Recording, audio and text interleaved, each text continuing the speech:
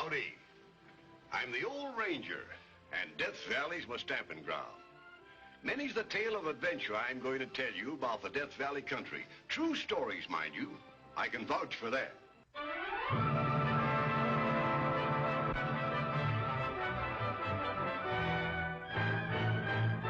Have you ever seen one of these? This is a miner's drill. The kind they used to use back in the days before automatic drills were invented. And could those boys make them bite into the rock? One of the main events on 4th of July in every mining camp was a drilling contest to prove which fellow was the champion driller. And the camp of Round Mountain, Nevada was no exception.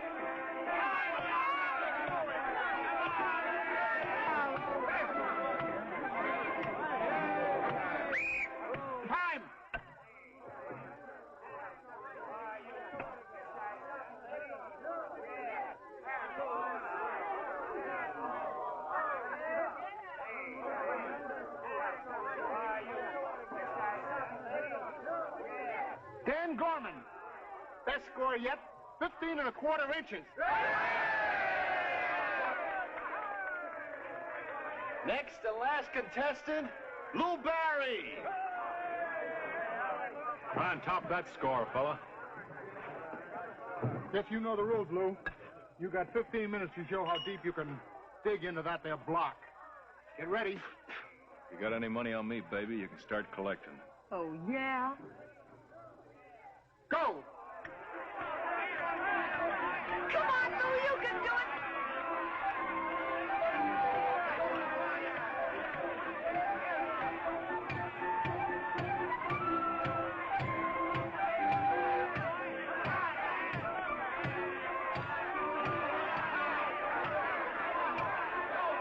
Go to it, Lew, attaboy, you can do it! Wasting your breath, honey. And so is he.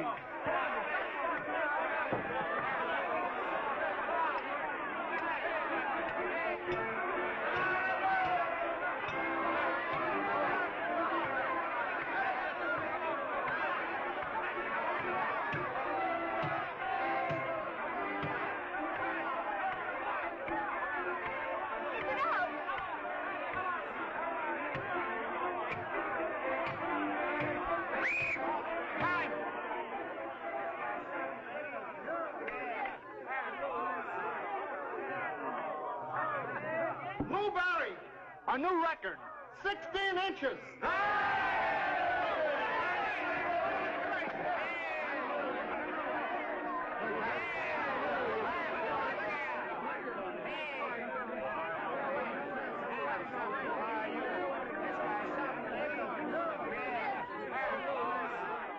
Here's to the best blamed driller in Esmeralda County.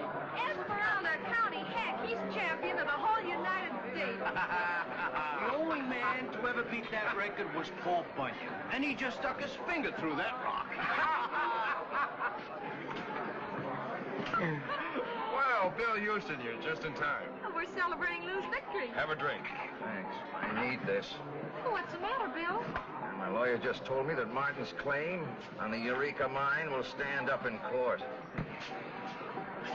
But you located it. It was your big strike. But finding and owning are two different things as far as law's concerned. Of all the low-down claim-jumping tricks. That's why I needed this drink. For all these years, Sarah's been counting on that mine. Well, fight it through anyhow. There's always a chance. A good chance to go broke. Pouring good money after bad never did anybody any good. He's right. With that mine closed, I need all I've got to live on. No, Bill, you can't give up without a struggle. Not when you're in the right. And you never can tell what you might turn up with. This case is airtight. Did you ever see his location notices? You see it? I've been studying till my eyes are blind. His claim is dated 3 months before mine. Here, look at it yourself.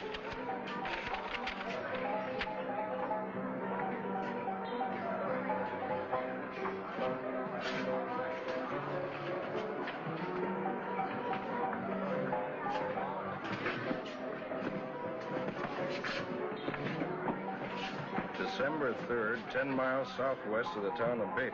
That's right. Don't that strike you as queer? What's queer about it? The time he says he recorded that ground, the town of Beatty wasn't in existence. What? There wasn't nothing there but old man Beatty's ranch. By golly, you're right. Well, in that case... In that case, Martin hasn't got a case. Wait till I tell my lawyer. Hey, wait a minute. Don't forget your papers. Oh, thanks, Lou, thanks.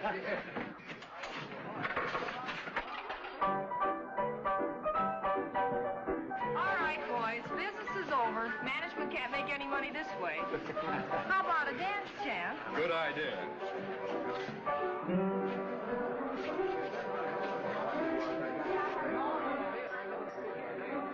This guy, Barry, gives me a pain in the neck. Ever since he came into this town, he's been trying to steal everything from me. First off, he grabbed my job as head of the miners' union. The boys elected him. Just because he has a gift to gab. Next, he cheated me out of the drilling championship. Lew won fair and square. He naturally outdrilled you. But I'll be hanged if he's going to steal my girl from me. Well, if you're half the man you say you are, why don't you do something about it? My friend, that's just what I'm going to do. Wait a minute. I was only kidding. Lew Barry's no fellow to go messing around with.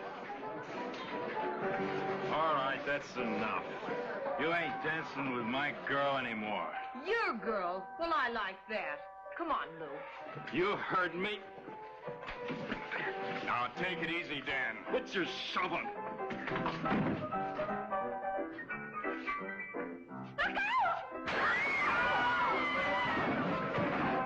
That ought to fix you, you blasted show-off.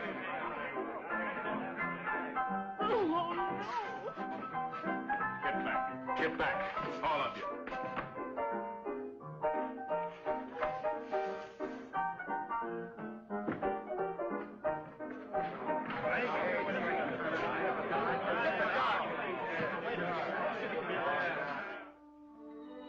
And to think he was out there only yesterday with everybody cheering him on.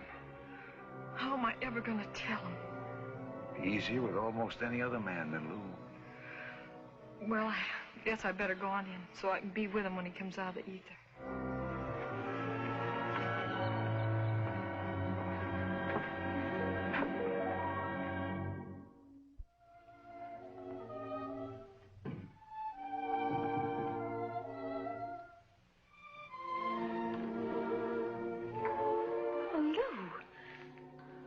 You'd still be under the ether. Aren't you wonderful to snap out of it so fast? Oh, all the boys send their best. Bill and Jerry and everyone. So they cut it off. It was the only way, Lew. It was your arm or your life. Well, they made a poor choice. A hard rock miner with only one arm. There are other jobs besides hard rock mining. Sure, lots of them. Like being a left-handed paper hanger. Or a five-fingered piano player. Lew. Don't. What became of Dan? He left town. He hadn't, folks had killed him the way they felt. I'll kill him myself if I ever lay my hands... Why did it have to happen, Clem? Why? It don't do no good to wonder why things happen. All you can do is make the best of them. What hurts most is that now I can't ask you to marry me. Did you say marry? Yeah. I was going to ask you last night. A married woman. With a home and a husband. Instead of just a dance hall girl that every man thinks he can buy. Oh, no. You don't understand. I said I can't ask you now. Then I'll ask you. Lew, will you marry me? You don't know what you're saying. I'm saying I'd rather have one of your arms around me than two of any other man's in the world. You sure you ain't asking just because you're sorry? I love you, Lew. I love you as much as any woman ever loved a man. Clem. Oh, Lew.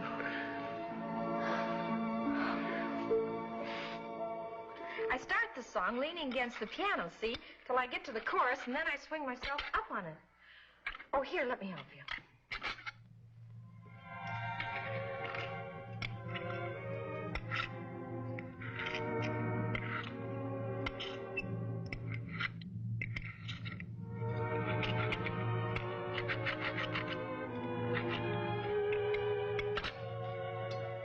There you are.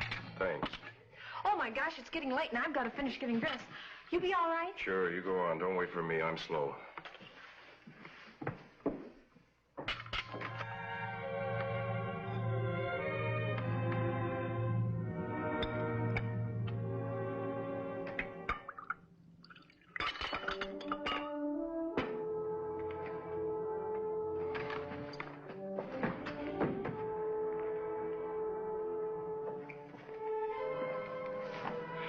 the dishes, honey. I'll do them when I get home.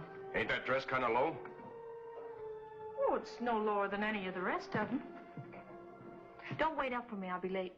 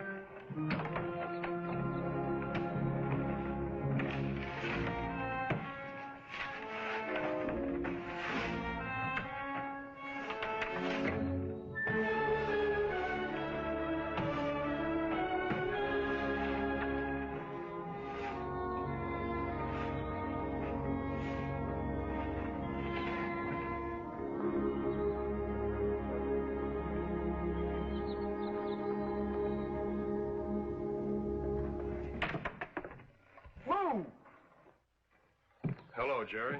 Glad to see you. You're looking fine. Oh, I'm feeling fine. Almost as good as new. Give me a little more time and I'll be able to do as much with one arm as I used to with two.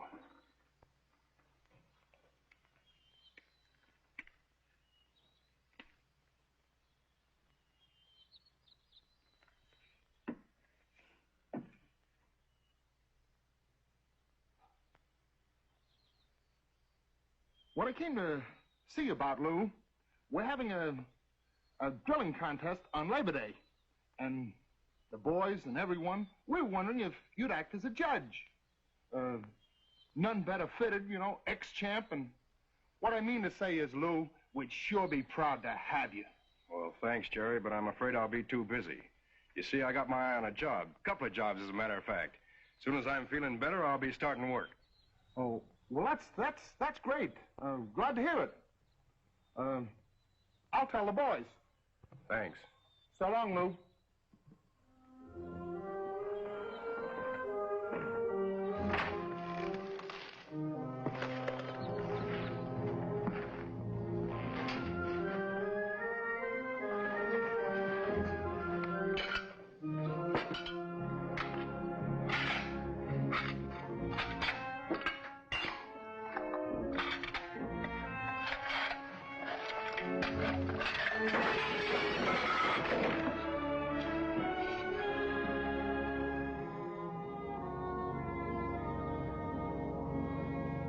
Oh, it brought the house down, Lew. When I hoisted myself on the piano and swung into the chorus, they started throwing the money.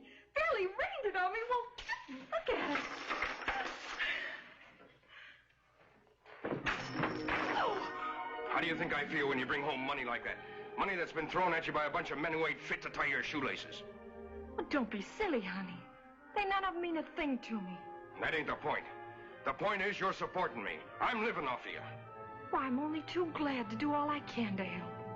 I can't stand it. It eats clear through me. There must be something I can do, some kind of a job. You've got too much pride, Lew. Here we've only been married a couple of months, and you laid up most of that time. And already you're blaming yourself for something that ain't your fault. The only thing I'm blaming myself for is having married you. Lew. Wished myself off on you for life. Me who ain't never gonna do another good day's work again. Lew, don't say such things. Don't even think them. I love you, don't you understand? I love you just as you are. It's gonna be all right, honey, you'll see. It'll be all right. Sure. Sure, it'll be all right.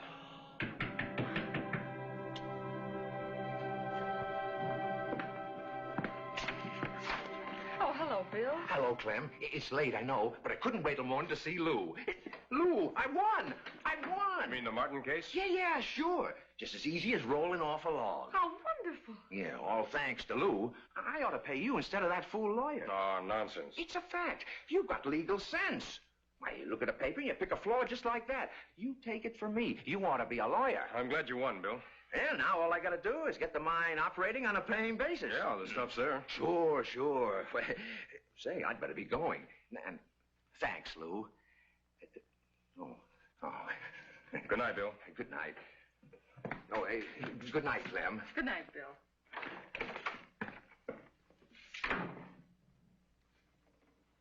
Well, at least he's got something to look forward to. And so have you, Lew. I wonder I didn't think of it before. You're just naturally cut out to be a lawyer. Oh, that. Yes, that. Me? Well, you said yourself before all this happened that you weren't going to be a $4 a day driller all your life. All right, I was. You've still got your brains, Lew. Dan's gun didn't blow them out. You've got your tongue, your eyes, your ears. You've got everything you need to be a lawyer. Except a little thing called education. Nobody's born with an education. That's something you gotta get. That's a little too late to start at 27. Well, it's never too late. All it takes is time and hard work. And money. No, the whole idea's crazy. You can do it if you want to, Lew. But of course, if you want to go around feeling sorry for yourself and be a quitter. Who said I was a quitter? That's more like it. Now you listen to me. You're going to school and study law. I don't care how long it takes. 1 year, 2 years, 5. But you're going to learn all there is to know about it. Then you're going to hang out your shingle. Lew Barry, attorney at law. Why, before you're through, you're going to be one of the greatest lawyers in the state, in the whole West. But nothing. I can take care of the money. Why, there's no girl in this camp makes what I do. If it bothers you about taking it, well, we'll call it a loan. After your success, you can pay me back 1,000%. Well, what about it? You're the one who ought to be the lawyer, Clem. If ever I plead a case as well as you... Then the verdict is... Yes, sweetheart. Oh, no.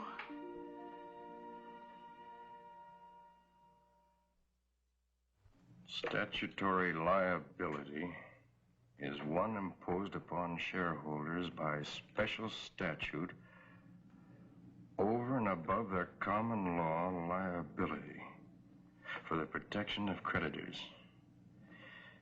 Is not generally a part of the corporate funds for the purpose of carrying on its business. Frankie and Johnny were sweethearts. They were so much in love. They swore to be true to each other, true as the stars above. He was the man, but he'd done her wrong. Frankie and Johnny went walking, Johnny in a brand new suit. My, oh my, said Frankie, doesn't Johnny look cute? He was her man, but he done her wrong.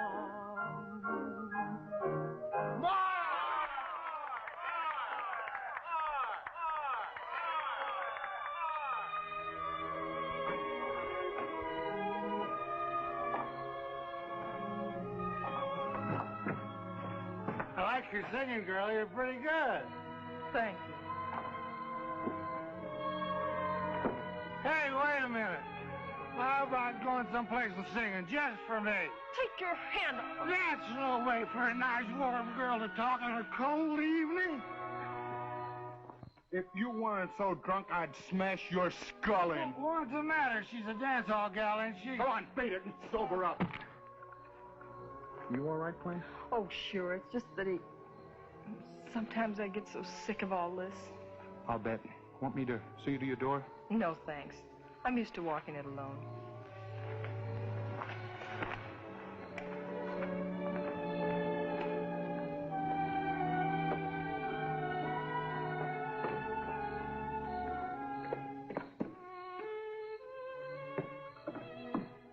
Your Honor,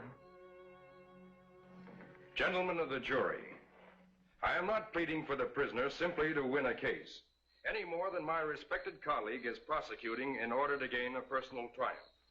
Our sole purpose, as yours must be, is to see justice done, so that the innocent will not suffer because of prejudice and blindness. To prove a man guilty, the law states that guilt must be established beyond the shadow of a doubt. Now, I ask you to consider carefully the evidence which has been placed before you by the prosecution. Can you honestly say, beyond the shadow of a doubt, that the accused committed the crime for which he is charged? Gentlemen, I know what your answer will be, and I thank you for your attention.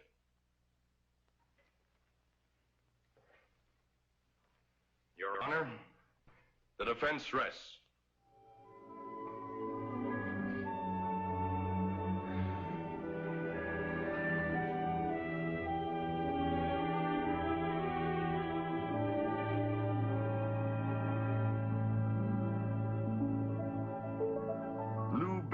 attorney at law, just as Clem had hoped. It hadn't been easy. In fact, it was an uphill climb all the way. But with Clem pushing, Lew reached the top of his profession.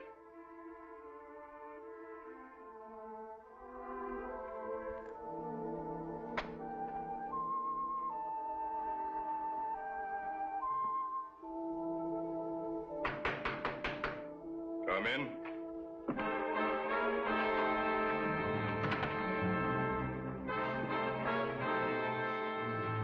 Lew. Yes? It's me, Dan. Don't you know me? It's Dan Gorman. Dan Gorman? I'm in trouble, terrible trouble, and I need help. And you've come to me for it. I know I got no right to, but it's you or nobody. I've been reading about you in the paper and listening to folks talk about you. You're the greatest criminal lawyer in the whole state. You've never lost an important case. You're the only one that can help me. What's your trouble? They're after me for murder. They claim I killed a man in a room in the house. And I only defend people I believe in. I didn't do it, Lew. I swear I didn't. I've stooped pretty low since that night at Round Mountain, but I never killed anybody. Never. Please, please, Lew. Please, I beg of you. You're the only one that can get me out of this. If you don't, they're gonna hang me, and I'm innocent. Look at me and say that. I swear it. I'm innocent. All right, Dan, I'll defend you. You will?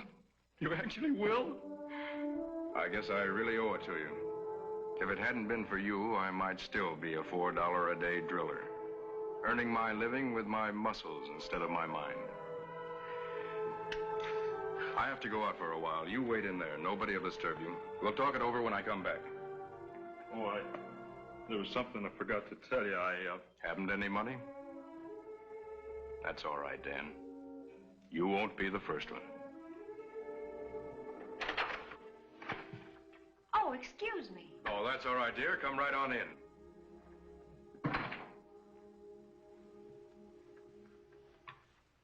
Who was that awful-looking tramp? A very important client. I'll tell you about him later when I have more time. Right now, I have to get over to court. Let's go then. Do you have to hear every speech I make to the jury? Any objection? What do you think? I haven't time for that either. I want to stop by the Van Ness Street jail before going to court. You're the boss.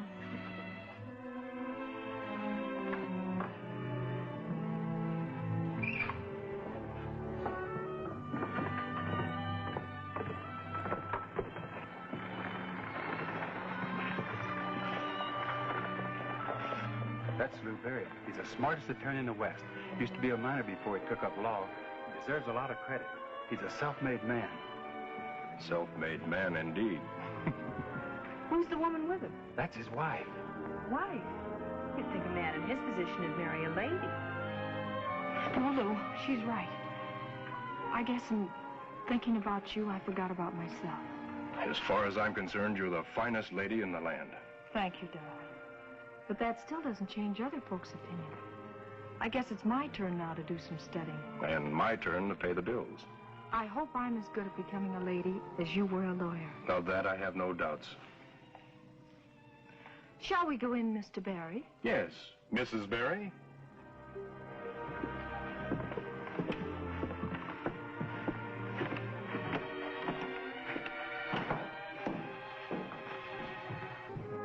These two old newspaper clippings should wind up my story. This one tells how Lew Barry got Dan Gorman acquitted of murder. And this one from the society page reads, Guest of honor at luncheon, Mrs. Lew Barry, social leader of San Francisco.